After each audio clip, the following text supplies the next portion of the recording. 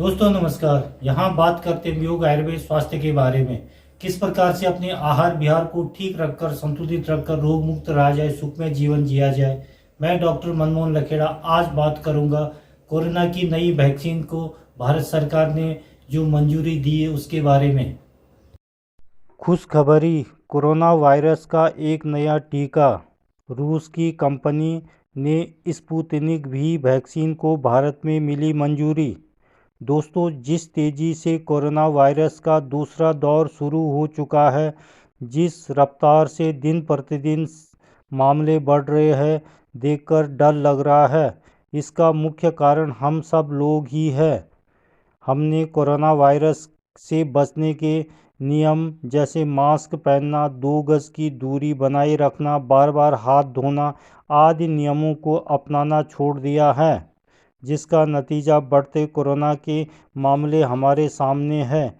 अभी तक इसकी कोई दवा नहीं आई है। वैक्सीन आने से कुछ उम्मीद बनी है, लेकिन इससे तभी फ़ायदा है जब सबको वैक्सीन लग जाए और दूसरी खुराक लगने के बाद भी कम से कम 15 दिन के बाद उसका असर हमारे शरीर पर होता है, अर्थात एंटीबॉडीज़ बनती है। इसलिए अभी सभी नियमों का पालन करना, वैक्सीन लगाना ही प्राथमिकता है। जितना भारत की 2 स्वदेशी वैक्सीन की कंपनी उत्पादन कर रही थी, वहाँ भारत की जनसंख्या के अनुपात में काफ़ी नहीं थी, जिसको देखते हुए भारत सरकार ने एक अच्छा कदम उठाते हुए देश की रूस की कंपनी की बनी स्पुतनिक वी वैक्सीन को भारत में मंजूरी दे दी है, जिससे कि ज़्यादा वैक्सीन का उत्पादन होने से ज़्यादा लोगों को इसका फ़ायदा होगा। दोस्तों, भारत में कोरोना वायरस के रिकॉर्ड मामले और कई राज्यों में वैक्सीन का स्टॉक खत्म होने की खबरों के बीच एक राहत देने वाली खबर आई है।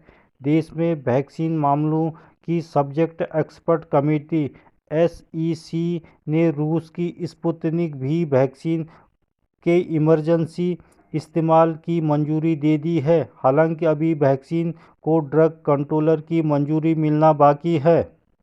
दोस्तों, फिलहाल भारत में सीरम इंस्टीट्यूट की कोविशील्ड और भारत बायोटेक की कोवैक्सीन का इस्तेमाल इमरजेंसी में हो रहा है। वहीं स्पुतनिक भी को मंजूरी मिलने के बाद देश भर में कोरोना के खिलाफ 3 वैक्सीन उपलब्ध हो जाएगी। दोस्तों, ट्रायल में रूस की Sputnik V vaccine corona vaccine की प्रभावकारिता कितनी रही है? रूस की कोरोना वैक्सीन स्पुतनिक वी के तीसरे फेज की अंतिम एनालिसिस के मुताबिक सिम्टोमेटिक कोविड-19 के खिलाफ इस वैक्सीन की एफिकेसी 91.6% रही है। दोस्तों, Russian direct invested fund (RDIF) के ने कई भारतीय फार्मा कंपनियों के साथ वैक्सीन प्रोडक्शन का करार किया है, जिसमें हैदराबाद की Doctor Reddy Lab, Hetero Biopharma, Gland Pharma, Stelis Biopharma और विक्रो बायोटेक शामिल है। दोस्तों, देश में इस वैक्सीन के लिए प्रोडक्शन क्षमता 85 करोड़ डोज की है। ऐसे में उम्मीद है कि स्पुतनिक कोरोना के खिलाफ लड़ाई में अहम साबित होगी। कोवैक्सीन और कोविशील्ड के मुकाबले कैसी है स्पुतनिक वी? स्पुतनिक वी एक एडिनोवायरल वायरस प्लेटफार्म पर बनी वैक्सीन है। ऑक्सफोर्ड एस्ट्राजेनेका की कोरोना वैक्सीन, जिसकी मैन्युफैक्चरिंग भारत में serum institute of India Covishield नाम से कर रहा है, वो भी वायरल वेक्टर वैक्सीन है। वही भारत बायोटेक की Covaxin Covaxin inactivated corona virus की वैक्सीन है। दोस्तों, इन तीनों ही वैक्सीन की 2 डोज लेने की ज़रूरत है। अंतिम एनालिसिस के मुताबिक स्पुतनिक वी की एफिकेसी 91.6%, कोविशील्ड की एफिकेसी 62 से 90% और कोवैक्सीन की एफिकेसी 81% पाई गई है। स्पुतनिक भी वैक्सीन की कीमत भारत में कितनी होगी? दोस्तों, इस रूस की स्पुतनिक भी वैक्सीन की कीमत भी भारत की वैक्सीन के बराबर ही है, थोड़ा ज़्यादा है। भारत की दोनों वैक्सीन कोविशील्ड और कोवैक्सीन की कीमत सरकारी अस्पतालों में तो बिल्कुल मुफ्त है, लेकिन प्राइवेट अस्पतालों में इसकी एक खुराक की कीमत 250 रुपये है। यानी दोनों टीका की कीमत 500 रुपये है। और रूस की स्पुतनिक भी की कीमत भी थोड़ा ज़्यादा, यानी भारत के हिसाब से 300 से 350 रुपये की एक खुराक है। अर्थात दोनों खुराक लगभग 700 रुपये में पड़ेगी।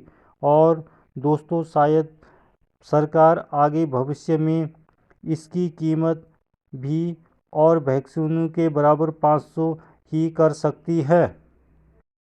दोस्तों, स्पुतनिक भी की इमरजेंसी यूज की मंजूरी भारत के लिए क्यों महत्वपूर्ण है? भारत में कोरोना के बढ़ते हुए मामले रोजाना नया रिकॉर्ड बना रहे हैं, जिससे सरकार और केंद्र सरकार चिंता में है। साथ ही वैक्सीनेशन को लेकर भी अब सवाल खड़े हो रहे हैं। कई राज्यों का कहना है कि उसके पास वैक्सीन नहीं बची है। राज्य केंद्र से वैक्सीन की सप्लाई की मांग कर रहे हैं। ऐसे में तीसरी वैक्सीन को मंजूरी मिलना देश भर के लिए एक राहत की खबर है। ये वैक्सीन की कमी को पूरा करने का काम करेगी। स्पुतनिक भी 11 अगस्त 2020 को रूस द्वारा पंजीकृत दुनिया की पहली कोरोना वायरस वैक्सीन है। इसे Gamaleya National Research Centre of Epidemiology and Microbiology ने विकसित किया है। दोस्तों, इस कोरोना वैक्सीन के लिए रूस की ओर से अप्रूवल की तेज़ी और पारदर्शिता की कमी को लेकर शुरू में इसकी खूब आलोचना भी हुई थी, लेकिन तब इसकी सुरक्षा और एफिकेसी के आंकड़े जारी नहीं किए गए थे। तो दोस्तों, आज के लिए बस इतना ही। देखते रहे लखेड़ा आयुर्वेद को। चैनल को लाइक, शेयर और सब्सक्राइब जरूर करिए और लेते रहिए योग, आयुर्वेद, स्वास्थ्य संबंधी नई नई जानकारियाँ। नमस्कार।